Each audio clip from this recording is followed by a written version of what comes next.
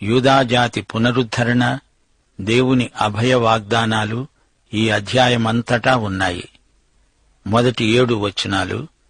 యాకోబూ, నిన్ను సృజించిన వాడైన యెహోవా, ఇశ్రాయేలూ, నిన్ను సృజించినవాడు సెలవిస్తున్నాడు, నేను నిన్ను విమోచించాను, భయపడకు. పేరు పెట్టి నిన్ను పిలిచాను, నీవు నా సొత్తు. శ్రోతలు జాగ్రత్తగా వినండి. దేవుడు మన సృష్టికర్త, విమోచకుడు. ఆయన ఇశ్రాయేలు జాతిని ఉద్ధరిస్తాడు అంటున్నాడు. నీవు జలములలో బడి దాటేటప్పుడు నేను నీకు తోడై ఉంటాను. నదులలో బడి వెళ్లేటప్పుడు అవి నీ మీద పొర్లిపారవు. నీవు అగ్ని మధ్య నడిచేటప్పుడు కాలిపోవు, జ్వాలలు నిన్ను కాల్చవు. యెహోవానైన నేను నీకు దేవుడను, ఇశ్రాయేలు పరిశుద్ధ దేవుడనైన నేనే నిన్ను రక్షించేవాడను. నీ ప్రాణ రక్షణ క్రయముగా ఈజిప్టును ఇచ్చాను, నీకు బదులుగా కూషును, శబాను ఇచ్చి ఉన్నాను. అగ్ని నుండి, జలము నుండి వారికి కాపుదల, హామీ. వీరు తన స్వకీయ సంపాద్యం. వీరికి ప్రాణరక్షణ క్రయం ఆయన చెల్లించాడు. వీరు ఆయన దృష్టిలో విలువైన ప్రజలు. నీవు నా దృష్టికి ప్రియుడవైనందున ఘనుడవయ్యావు. నేను నిన్ను ప్రేమిస్తున్నాను గనుక నీకు ప్రతిగా మనుష్యులను అప్పగిస్తున్నాను. నీ ప్రాణమునకు ప్రతిగా జనులను అప్పగిస్తున్నాను. భయపడకు, నేను నీకు తోడై ఉన్నాను. తూర్పు నుండి నీ సంతానాన్ని తెప్పిస్తాను, పడమటి నుండి నిన్ను సమకూర్చి రప్పిస్తాను. చూచారా శ్రోతలు, దేవుడు వారిని చెర నుండి విడుదల చేసి రప్పిస్తాడు. బిగబట్టవద్దని దక్షిణ దిక్కుకు ఆజ్ఞ ఇస్తాను. దూరము నుండి నా కుమారులను, భూదిగంతముల నుండి నా కుమార్తెలను తెప్పించు. నా మహిమ నిమిత్తము నేను సృజించిన వారిని, నా నామము పెట్టబడిన వారినందరినీ తెప్పించు. నేనే వారిని కలుగజేశాను, వారిని పుట్టించిన వాడును నేనే. శ్రోతలు వింటున్నారా? ఇశ్రాయేలు జాతిని నిర్మించినవాడు, దానిని రూపొందించినవాడు, మలచినవాడు, జాతులన్నిటిలో దానిని తలమానికముగా చేసినవాడు యెహోవాయే. ఆయన తన మహిమార్థమై ఇశ్రాయేలును సంరక్షించాడు. ఇశ్రాయేలు తనను మహిమపరచాలని ఆయన ఆశించాడు. రోమాపత్రిక 11వ అధ్యాయం 29వ వచనం. దేవుడు తన కృపావరముల విషయములోనూ పిలుపు విషయములోనూ పశ్చాత్తాపపడడు. ఇశ్రాయేలు జాతి అన్యజాతులకు సాక్ష్యార్థంగా ఉండాలని దేవుని చిత్తం. విగ్రహారాధనతో అన్యజాతులు సతమతమవుతూ ఉండగా దేవుడైన యెహోవా సత్యవంతుడని, ఆయన కుమారుడు సేవకుడు అయిన యేసుక్రీస్తే సార్వభౌముడని, సకల లోక రక్షకుడని 8 నుండి 13వ వచనం వరకు స్పష్టంగా చెప్పబడింది. కన్నులుండి అంధులైన వారిని, చెవులుండి బధిరులైన వారిని తీసుకొని రండి. సర్వజనులారా, గుంపుకూడి రండి. జనములు కూర్చబడాలి. వారిలో ఎవరు ఇట్టి సంగతులు తెలియజేస్తారు? పూర్వకాలమున జరిగిన వాటిని ఎవరు మీకు వినిపిస్తారు? తాము నిర్దోషులమని తీర్పు పొందునట్లు తమ సాక్షులను తేవాలి, లేదా విని సత్యమే అని ఒప్పుకోవాలి. ఇశ్రాయేలు జాతి అన్యజాతుల మధ్య దేవునికి సజీవ సాక్షి అయి ఉండాలి. దేవుడు ఎవరో, ఆయన కుమారుడెవరో అందరూ తెలుసుకోవాలి. మీరు తెలుసుకొని నన్ను నమ్మి నేనే ఆయననని గ్రహించున్నట్లు మీరును నేను ఏర్పరచుకొన్న నా సేవకుడును నాకు సాక్షులు. నాకు ముందుగా ఏ దేవుడునూ నిర్మించబడలేదు, నా తరువాత ఏ దేవుడూ ఉండడు. నేనే యెహోవాను, నేను తప్ప వేరొక రక్షకుడు లేడు. ప్రకటించిన వాడను నేనే, రక్షించేవాడను నేనే, దానిని గ్రహింపచేసిన వాడను నేనే. ఏ అన్యదేవత మీలో ఉండలేదు. నేనే దేవుడను, మీరే నాకు సాక్షులు. ఇదే యెహోవా వాక్కు. ఈ దినము మొదలుకొని నేనే ఆయనను, నా చేతిలో నుండి విడిపించగలవాడు ఎవడూ లేడు. నేను కార్యము చేయగా తిప్పివేసేవాడెవడు? ప్రియశ్రోతలు, దేవుని యొక్క మహాశక్తి కల్దీయులను నిర్మూలం చేసింది.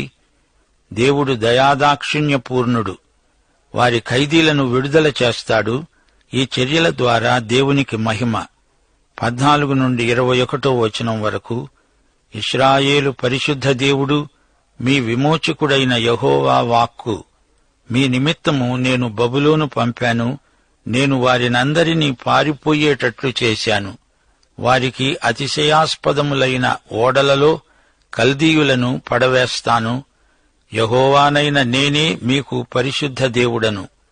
ఇశ్రాయేలు సృష్టికర్తనైన నేనే మీకు రాజును. సముద్రములో త్రోవ కలుగచేసేవాడును, వడిగల జలములలో మార్గము కలుగజేసేవాడును, రథమును గుర్రమును సేనను శూరులను నడిపించేవాడును అయిన యెహోవా వాక్కు. వారందరూ ఏకముగా పండుకొని లేవకుండా పడి ఉంటారు. వారు లయమై జనుపనారవలే ఆరిపోయారు. మునుపటి వాటిని జ్ఞాపకం చేసుకోకండి, పూర్వకాలపు సంగతులను తలంచుకొనకండి. 19వ వచనం. ఇదిగో, నేనొక నూతన క్రియ చేస్తున్నాను, ఇప్పుడే అది మొలుస్తుంది, మీరు దానిని ఆలోచించరా? నేను అరణ్యములో త్రోవ కలుగచేస్తున్నాను, ఎడారిలో నదులు పారచేస్తున్నాను. నేను ఏర్పరచుకొనిన ప్రజలు త్రాగడానికి అరణ్యములో నీళ్లు పుట్టిస్తున్నాను, ఎడారిలో నదులు కలుగజేస్తున్నాను. అడవి జంతువులు, అడవి కుక్కలు, నిప్పుకోళ్లు నన్ను ఘనపరుస్తాయి. నా నిమిత్తము నేను నిర్మించుకున్న జనులు నా స్తోత్రమును ప్రచురము చేస్తారు. శ్రోతలు, ఇశ్రాయేలు జాతిని ఎందుకు దేవుడు ఇంత కఠినంగా క్రమశిక్షణలో పెడుతున్నాడు? ఎందుకనగా వారిలో కృతజ్ఞతాభావం లోపించింది. తమ మహాదేవుణ్ణి మరచిపోయారు. ఆయన వారి పట్ల చేసిన మేలు ఇంతా అంతా కాదు. అదంతా వారు విస్మరించారు. 22 నుండి 28 వచనం వరకు. యాకోబు, నీవు నాకు మొర్ర పెట్టటం లేదు. ఇశ్రాయేలు, నన్ను గూర్చి నీవు విసుక్కున్నావు గదూ. దహన బలులుగా గొర్రె మేకల పిల్లలను నా వద్దకు తేలేదే. నీ బలుల చేత నన్ను ఘనపరచలేదు. నైవేద్యాలర్పించాలని నేను నిన్ను బలవంత పెట్టలేదు. ధూపము వెయ్యాలని నేను నిన్ను విసికించలేదు. నా నిమిత్తము సువాసన గల లవంగపు చెక్కను నీవు రూకలిచ్చి కొనలేదు. నీ బలిపశువుల కొవ్వు చేత నన్ను తృప్తిపరచలేదు సరిగదా. నీ పాపముల చేత నీవు నన్ను విసికించావు. నీ దోషాల చేత నీవు నన్ను ఆయాస పెట్టావు. 25వ వచనం. నేనే నా చిత్తానుసారముగా నీ అతిక్రమములను తుడిచివేస్తున్నాను. నేను నీ పాపాలను జ్ఞాపకం చేసుకొనను. నాకు జ్ఞాపకం చెయ్యి, మనము కూడి వాదించుకుందాము రా. నీవు నీతిమంతుడవుగా తీర్చబడినట్లు నీ వ్యాజ్యమును వివరించు. నీ మూల పితరుడు పాపము చేసినవాడే, నీ మధ్యవర్తులు నా మీద తిరుగుబాటు చేసిన వారే. కావున నేను ప్రతిష్ఠితులగు నీ ప్రధానులను అపవిత్రపరిచాను. యాకోబును శపించాను, ఇశ్రాయేలును దూషణపాలు చేశాను. చూచారా శ్రోతలు, ఈ ప్రజలలో ప్రార్థన లోపించింది. ఆధ్యాత్మికంగా నిర్లక్ష్యం ఎక్కువైంది. పాపానికి ఒడిగడుతున్నారు. దేవుడు క్షమించటానికి సిద్ధంగా ఉన్నా వారిలో ఎట్టి కదలిక రావటం లేదు. రండి, వివాదం తీర్చుకుందాము అంటే వారు రావటం లేదు. ప్రియ శ్రోతలారా, దేవుడు చేసిన మేళ్లు గుర్తు చేసుకోండి. దేవుడు నిన్ను తన కోసమే సృజించాడు. యేసుక్రీస్తునందు నిన్ను నూతన సృష్టిగా చేశాడు. నీ పాపాలను క్షమించాడు. నీ అతిక్రమాలను తుడిచివేశాడు. ఆయన పరిశుద్ధ దేవుడు, సృష్టికర్త, రాజు. ఆయన నిన్ను ప్రేమిస్తున్నాడు. ఆయనకు నీ పేరు తెలుసు, నిన్ను పేరు పెట్టి పిలుస్తున్నాడు. అలాంటి దేవునికి చెంది ఉండడానికి మనమెంత భాగ్యవంతులమో. యుగ సమాప్తి పర్యంతము మనతో ఉంటానని వాగ్దానం చేసిన ప్రభువు అగ్నిలోగాని జలములోగాని పడినా నిన్ను ఎడబాయడు, నిన్ను కాపాడతాడు. షడ్రకు, మెషకు, అబేద్నెగోలతో అగ్నిగుండంలో ఉండి వారిని కాపాడలేదా? నిర్గమకాండంలో దేవుడు తన ప్రజలను ఎర్ర సముద్రం గుండా నడిపించలేదా? ఫరో రథాలను గుర్రాలను నడి సముద్రంలో ముంచివేసిన మహాదేవుడు. దీనికి చరిత్రే సాక్ష్యమిస్తుంది. దేవుడు దీర్ఘశాంతము గలవాడు. ఆయన ఎంతో తాలిమి గలవాడు. అయితే మనం మితిమీరి శూన్యమైన మతాచారాలతో, అపరాధాలతో ఆయనను ఊరికే విసిగిస్తుంటాము. ఆయన దృష్టిలో విశ్వాసులు ఎంతో ప్రియమైన వారు. దేవుడు తన బిడ్డలను ఎంతో ప్రేమిస్తాడు. ఆయనకు అవిధేయులమైతే నిన్ను నీవు చేజేతులా ఆయన కఠిన చర్యకు గురి చేసుకుంటున్నావు. న్యూనతాభావం మానేయి. ఆయన దృష్టిలో నీవెంతో ఘనమైన వ్యక్తివి, అమూల్యమైన వ్యక్తివని ఎన్నటికీ మర్చిపోవద్దు. ఈ అధ్యాయంలో దేవుడు తన ప్రజలకు ఎన్నెన్నో విషయాలను, వెనకటి సంగతులను జ్ఞాపకం చేస్తున్నాడు. సృష్టి, విమోచన, సంరక్షణ, ఇశ్రాయేలు జాతికి తాను చేసిన వాగ్దానాలు, నిబంధన మొదలైన విషయాలను మరొకసారి వారికి గుర్తు చేస్తున్నాడు. రోమాపత్రిక 11వ అధ్యాయం 1వ వచనంలో ఒక ప్రశ్న వినబడుతోంది. పౌలు అంటున్నాడు, నేను అడుగునదేమనగా, దేవుడు తన ప్రజలను విసర్జించాడా? అట్లనరాదు. ఇశ్రాయేలు దేవుడు ఏర్పరచుకున్న జాతి. దేవుడు సృష్టికర్త. యాకోబు పేరెత్తి దేవుడు మాట్లాడుతున్నాడు. యాకోబు అనే పేరుకు అర్థం మోసగాడు. అతడు వక్రబుద్ధి. అయితే అలాంటి యాకోబు నుండి దేవుడు ఈ గొప్ప జాతిని ఆవిర్భవింపచేశాడు. దేవుడు ఆదామును ఎలా సృజించాడు? దేవుడు నేలమట్టిని చేతిలోకి తీసుకొని ఆదామును చేశాడు. అతనిలోకి జీవాత్మను ఊదాడు. అప్పుడు ఆదాము సజీవ మానవుడయ్యాడు. ఆదాము ఏం చేశాడు? దేవునికి ఎదురు తిరిగాడు. అయితే యేసుక్రీస్తు కడపటి ఆదాము.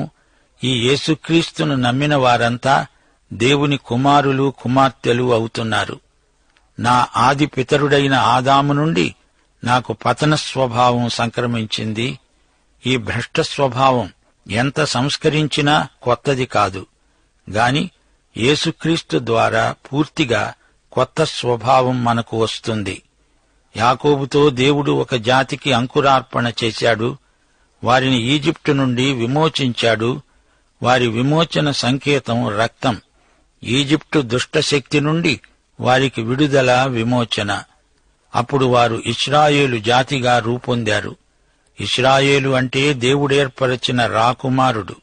సృష్టి ద్వారా, విమోచన ద్వారా వారు దేవుని ప్రజలయ్యారు. ఎర్ర సముద్రాన్ని, యోర్దాను నదిని దాటించిన దేవుడు యెహోవా. మనకు కూడా సముద్రంలో మునిగినంత పని అవుతుంది. ఉక్కిరిబిక్కిరైపోతాము. కడగండ్ల కడలిలో మునిగిపోయినట్లే అనిపిస్తుంది. కాని వరదలు మన మీదిగా పొర్లిపారనీయడు దేవుడు. ఆయన మన రక్షకుడు. దేవుడు అన్యజాతులను వాడుకొని తన ప్రజలకు క్రమశిక్షణ గరిపాడు. తన పని అయిపోయాక దేవుడు అన్యజాతులకు కూడా తీర్పు తీరుస్తాడు. సామెతలు 21వ అధ్యాయం 18వ వచనం, నీతిమంతుని కొరకు భక్తిహీనులు ప్రాయశ్చిత్తమవుతారు. యథార్థవంతులకు ప్రతిగా విశ్వాసఘాతుకులు కూలుతారు. ఈ వచనం ఇశ్రాయేలు పట్ల పూర్తిగా నెరవేరింది. ఈజిప్టును, కూషును, శబాను నీ ప్రాణరక్షణ క్రయంగా ఇచ్చాను అనటంలో అర్థమిదే. దేవుడు వారిని తన ప్రజల క్రమశిక్షణార్థమై వాడుకున్నాడు. సామెతలు 11వ అధ్యాయం 8వ వచనం, నీతిమంతుడు బాధ నుండి తప్పించబడతాడు, భక్తిహీనుడు బాధ పాలవుతాడు. ఇది దేవుని పద్ధతి. ఇశ్రాయేలు జాతిని సమకూరుస్తాను అంటున్నాడు దేవుడు.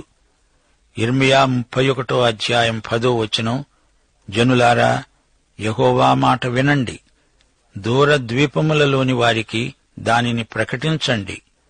ఇశ్రాయేలును చెదరగొట్టినవాడు దానిని సమకూర్చి గొర్రెల కాపరి తన మందను కాపాడునట్లు కాపాడతాడని తెలియచేయండి. అవును, దేవుడు ఇశ్రాయేలు జాతిని సమకూరుస్తాడు. ఇది ఆయన మాట. దేవుణ్ణి ఎవరితోనూ పోల్చలేము. ఆయనకు ఆయనే సాటి. ఆయన తప్ప మరో దేవుడు లేడు.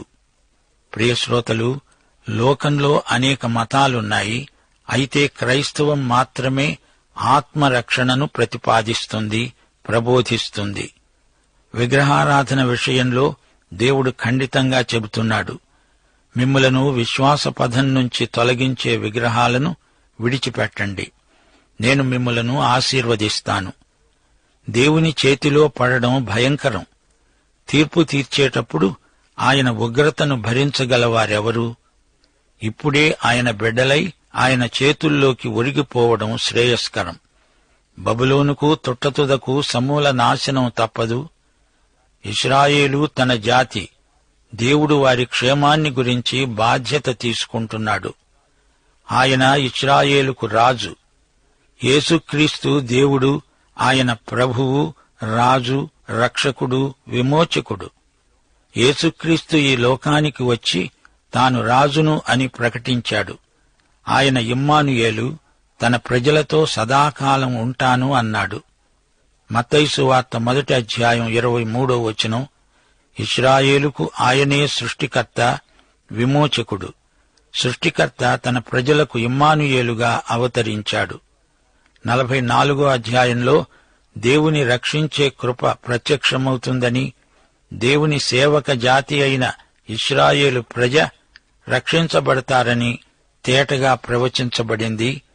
యెషయా 44 1-5 నా సేవకుడవైన యాకోబు, నేను ఏర్పరచుకొన్న ఇశ్రాయేలు, విను.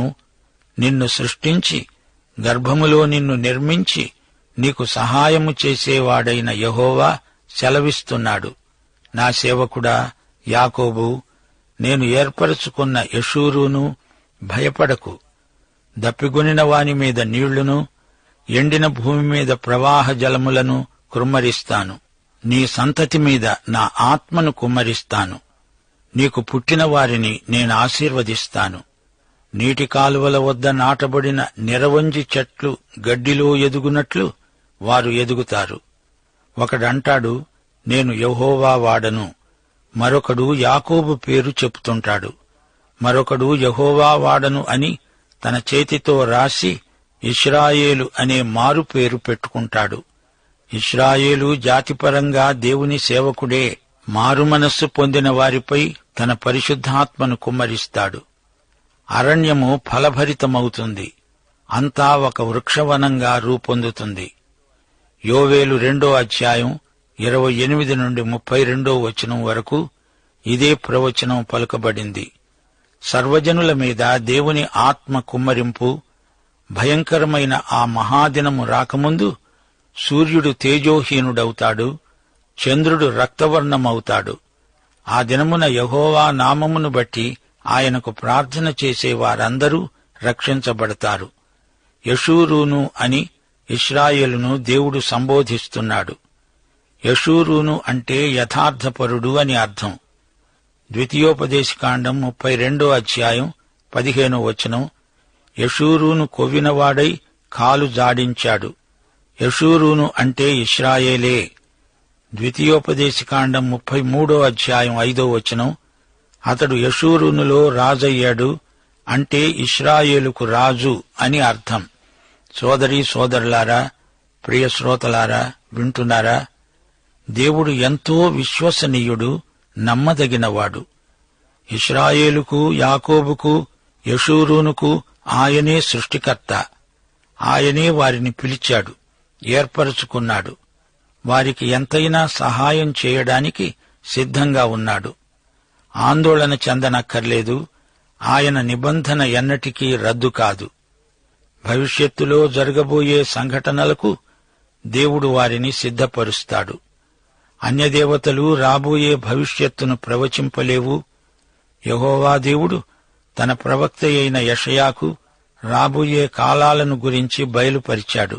అతడు ప్రవచించాడు.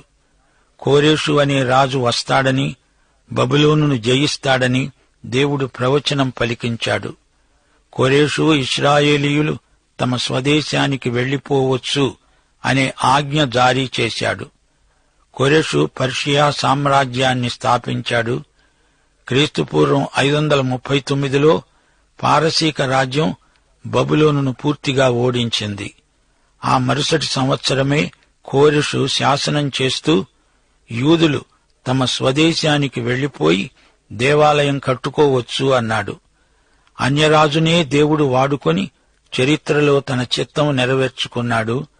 అన్యజాతులలోని జోస్యాలు చరిత్రలో నెరవేరలేదు. చీకటిలో మనకు వెలుగు ప్రసాదించేది దేవుని వాక్యమే.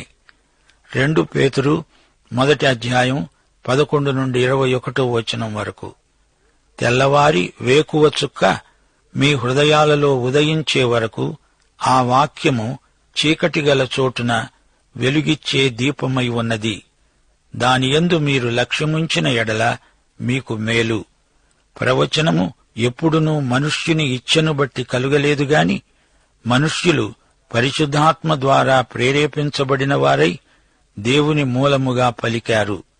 పాఠం ఇంతటితో సమాప్తం. ప్రభు అయిన యేసుక్రీస్తు వారి దివ్యకృప, తండ్రి అయిన దేవుని పరమ ప్రేమ, పరిశుద్ధాత్మ యొక్క అన్యోన్య సహవాసము, సమాధానము, సంతోషము, సహాయము మనకందరికీ సదాకాలము తోడై ఉండునుగాక. ఆమేన్.